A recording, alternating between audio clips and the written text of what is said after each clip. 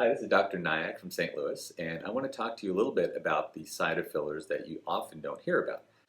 I want to do this video because our practice here in St. Louis, believe it or not, we are one of the top 25 or 30 injectable practices in the country. Out of how many? Out of like 16,000.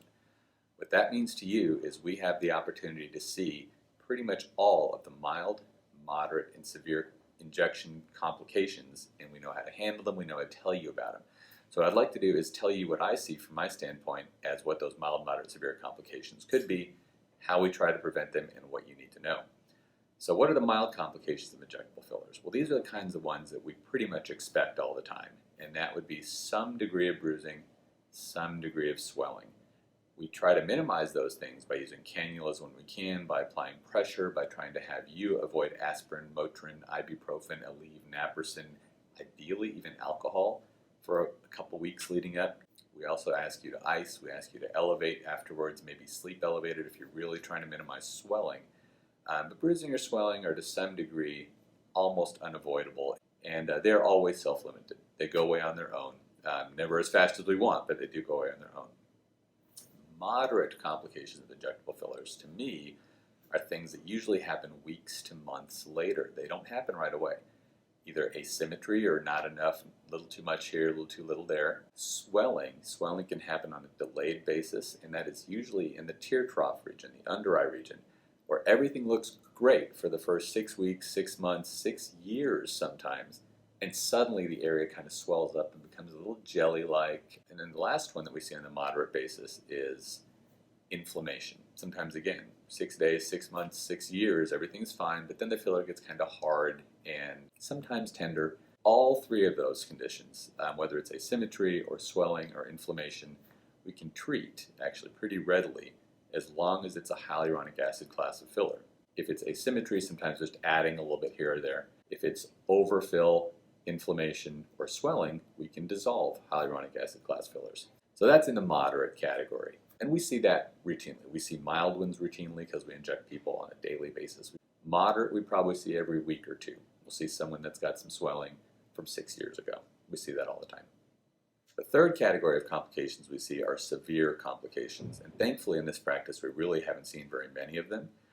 The only one that we've seen here happens to every practice that I know of that does a significant volume of lip fillers, and that is a blockage of a vessel related to the lip. So sudden large areas of black or blue-black, blue-gray bruising, that's unusual. Blanching of the area where the pinkness to the surrounding skin isn't normal, and pain really out of proportion to normal lip fillers. Those are the things that make us feel like severe blood vessel blockage kind of complications might be a possibility.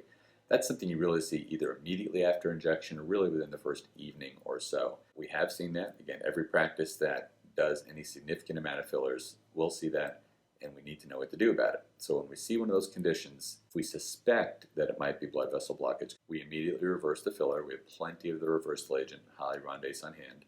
We massage, we apply heat, we start aspirin. In severe cases, we start hyperbaric oxygen therapy. But the important thing is we know how to identify a suspected case of it, and we know exactly what to do when we see it. So far in this practice, every one of those patients that we've seen that's been in that potential position, we've reversed with no long-term sequelae. How often do we see this? Maybe once or twice a year, so it's not zero. But again, remember, we're probably number 25 or 30 out of 16,000 as far as the number of injections that we do. So we're going to see all the zebras, we're going to see all the weird things. What other blood vessels could get blocked with filler?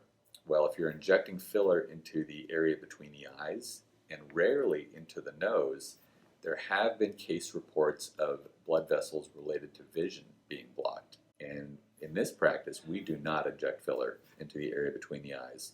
So it's just, in my opinion, too high risk.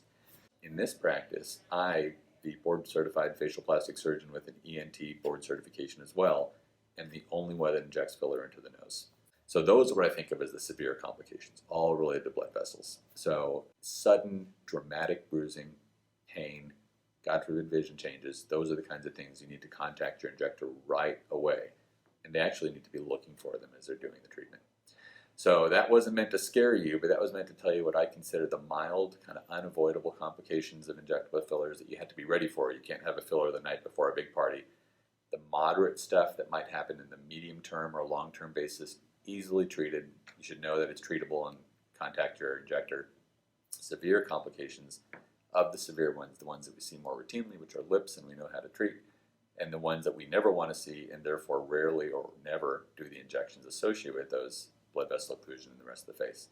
So it's a lot of information. I hope it was helpful. If you have any questions, please feel free to leave us comments below. Thank you for watching.